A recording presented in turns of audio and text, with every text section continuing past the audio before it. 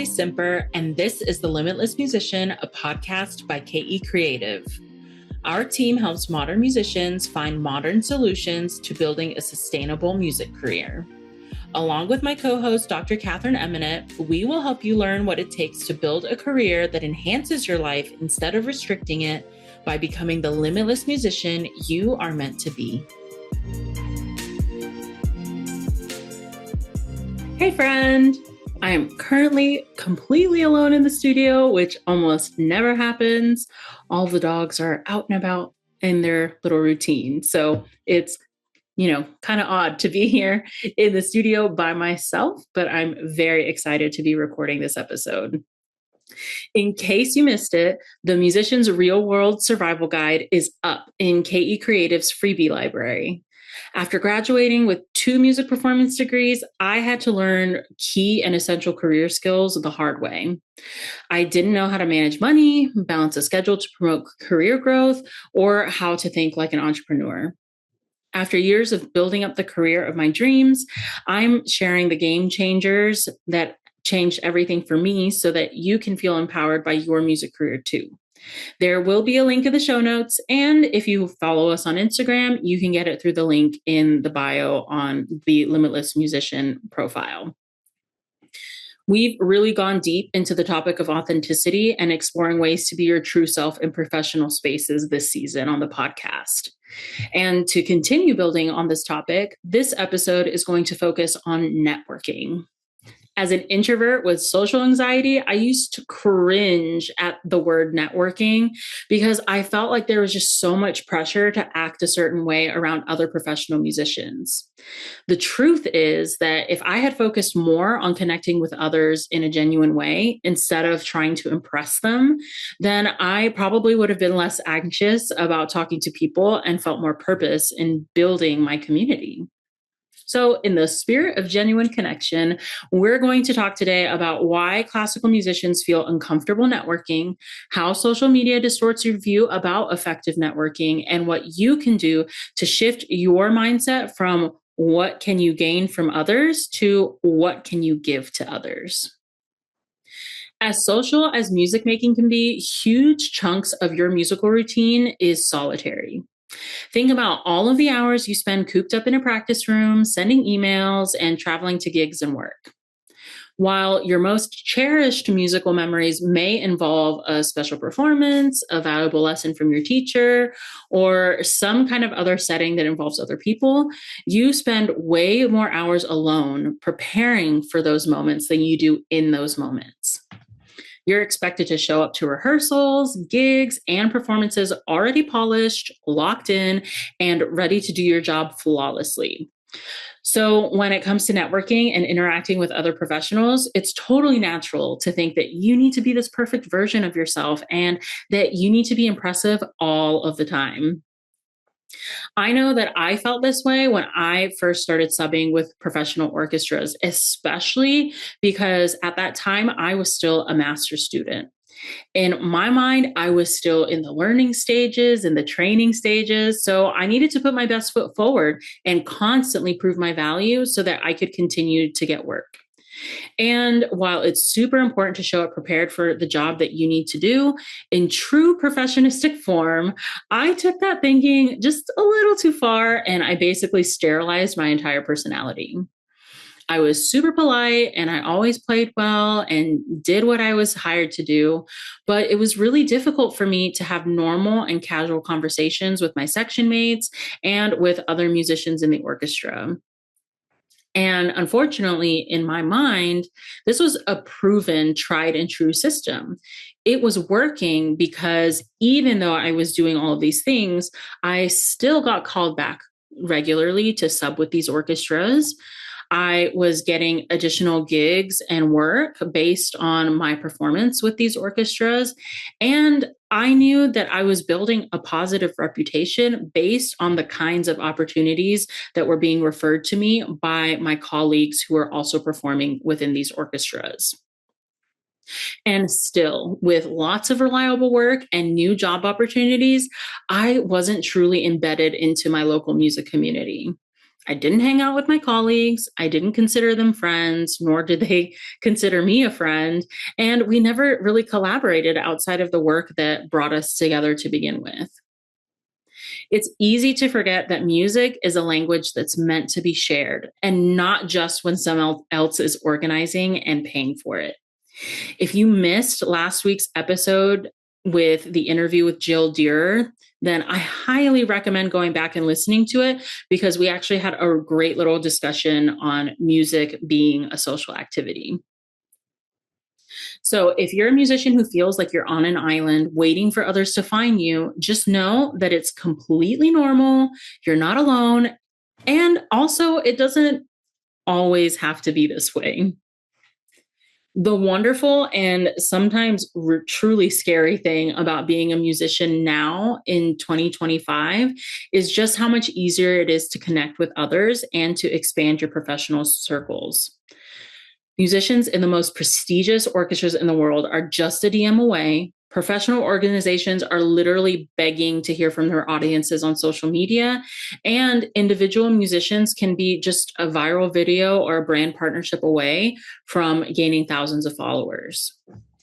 You could literally connect musicians from beginners to international stars, from one continent to another, and through any language that you can think of. Being able to tap into that kind of potential for connection can be inspiring, but also completely paralyzing. You might even be thinking, listen, if you're trying to make me feel better about networking, then it kind of sounds like you're trying to open up a rabbit hole that I'm just not ready to go down yet. Well, trust me, social media definitely has its drawbacks. It makes comparison and envy accessible from your phone in one convenient location. And as a musician, you're all too familiar with scrutinizing your craft and seeing another musician reaching your goals in what seems like faster and better ways than you can give you more than enough ammunition to tear yourself down. Thinking that if you had half the talent of such and such influencers, that you could also travel the world, get paid to go viral, and be just as successful as them. Remember that social media profiles only show a sliver of the real person behind the account. And while platforms like Instagram and TikTok prioritize metrics such as views, likes, and follows, you can still follow the basic rules of human connection when interacting with others on these platforms. There is a marketing term called the know, like, trust factor. This can be seen on a one-to-one level, all the way up to those big brand name companies that look to attract customers to their products. When people get to know the real you and they like who that is, they can begin to trust you. And even if you're not planning on scaling up your marketing, this know, like, trust factor is reflected in your own life. Think of your friendships, strong relationships, and the people that you choose to surround yourself with in professional and personal spaces. The people you trust the most are the ones you know better than anyone else because you like who they are and what they value. And that is the key element to making genuine connections through networking. Being vulnerable enough to show who you really are and what it is that you value so that others will feel comfortable to do the same with you too. I don't know if you've ever watched the TV show Ugly Betty, starring America Ferrera, but as I was putting this episode together, it just wouldn't stop popping up in my mind. So I'm going to share my train of thought, and I promise that it relates to this episode. So bear with me. So in Ugly Betty, America Ferrera plays the main character, Betty, who is incredibly smart, but completely out of her depth when she starts working for a fashion magazine. Her dream is to become a magazine editor and write stories that really, truly matter in the world. So she sees being in the fashion world as just a tiny little stepping stone to get her to her real dream job. So in this one particular episode that kept popping up into my mind, she's in this mentorship program for budding editors, and they're tasked with networking and getting something like 30 contacts together by their next class. Betty doesn't see the value in networking with fashion world people, but two of her coworkers agree to show her how to network, what they deem the right way in their world. They use strategies that minimize actually getting to know the people that they're talking with, ignoring people with seemingly unimportant jobs, and finding out what you can take from other people. Basically, everything that might make your skin crawl when it comes to thinking about networking and professional socializing. So, the long story short of it, in this episode, there's this huge big issue, and it ends up being resolved because Betty took the time to have a long and real, actual conversation with a food caterer, someone her coworkers said wasn't important enough for her to spend her time with. So, if we're relating this back to this topic of networking, instead of trying to collect followers on social media or collecting business cards in the real world, then you can focus on the human element of interacting with others and networking. As a human, you are a social creature, even us introverts. So your life will benefit from seeking out quality connections over casting your net out on a global scale. Having a wide reach won't mean much without genuine and strong relationships behind the numbers. So now that we've discussed why classical musicians struggle with networking and how social media can add to that struggle a little bit, let's talk about how to shift your networking mindset from being a taker to a giver. I used to think that networking was a little bit like being a sleazy salesperson or kind of like Betty's coworkers in that TV episode that I mentioned. Someone who was focused on pushing their agenda and seeing what's in it for them. Takers often network with their own goals as their sole purpose and see people as just a means to an end. You've seen that guy or girl who only talks to the people who seem important and who feel like they couldn't even waste their time talking to someone who wouldn't give them anything better than they already have. Honestly, it's difficult to be around this kind of person because nobody likes to feel used or less than the value of their whole. As a whole person, you are more than what you can give to others, and you want to feel that others are willing to give back as well. And using this giver mentality to show others that you value them is what real networking is about. Instead of focusing on what you can gain from others, focus on how you can give to them and make their lives better. And of course, within reason and in healthy, sustainable ways, because here we are all about those boundaries. Giving can be so simple and yet have such a large impact on others. It can be as simple as asking a colleague about their life, answering a question, or just sharing a meal with them. When you make others feel seen and valued, they will want to do the same for you. So I'm going to share an example of, one of the larger examples of how I chose to give in an area where I was just really struggling to network and to connect with the local music community, so that you can have a frame of reference for what giving can look like. Before where I'm living now, I lived in an area that was really challenging for me to build up a private studio and professional connection. Since I didn't grow up in that area or have a similar educational or cultural background to the majority of the music education community there, I felt like a complete outsider just knocking on the door asking to be invited to the party. I worked really hard. I sent emails all about how awesome I was and how much I wanted to help. And for a few years, it was just mostly crickets. Eventually, I was able to get into some schools to do sectionals. And in working with these programs, I realized that there was this kind of gap for flute students in this area. I realized that many flute students didn't have access to proper cleaning supplies for their instruments due to cost or availability or other factors. At around that time, I was learning how to sew.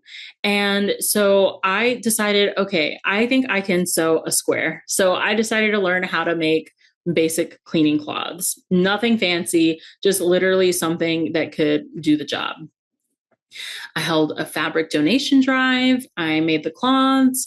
I started emailing the same band directors that I had emailed for years without a response, with something along the lines of a heading of want free flute supplies.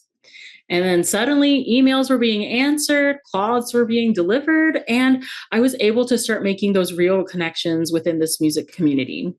Pretty soon, my private studio filled up, and I gained other work opportunities through these connections with these band directors.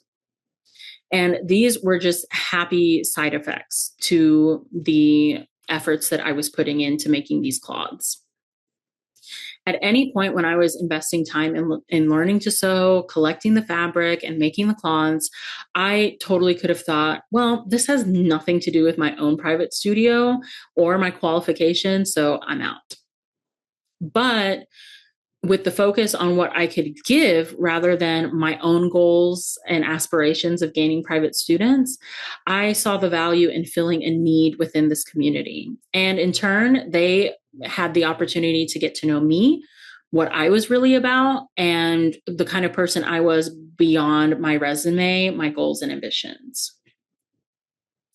Not every connection you make will require you to go above and beyond like that, but authentic networking can keep you grounded in the truth that music has the power to connect humans from all walks of life. So, we're going to go through a couple of tips and things that you can start thinking of and maybe even implementing this week to help build honest and genuine connections with others. First, ask questions.